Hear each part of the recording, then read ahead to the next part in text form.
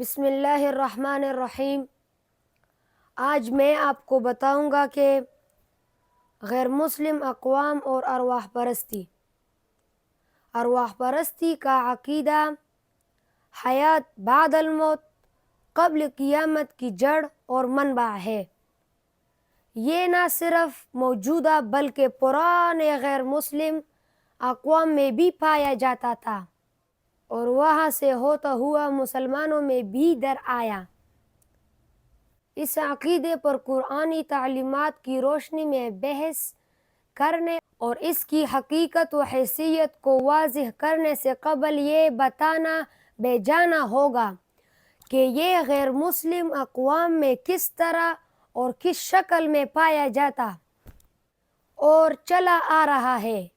چونکہ ان اقوام کی اصل کتابوں تک فی الحال ہماری رسائی نہیں، لہٰذا یہاں پر ثانوی ماخذوں پر انحصار کرتے ہوئے ان کے اس عقیدے کا حال ان لوگوں کی کتابوں سے بیان کیا جاتا ہے جنہوں نے اس زمن میں کتابیں تحریر کی ہے۔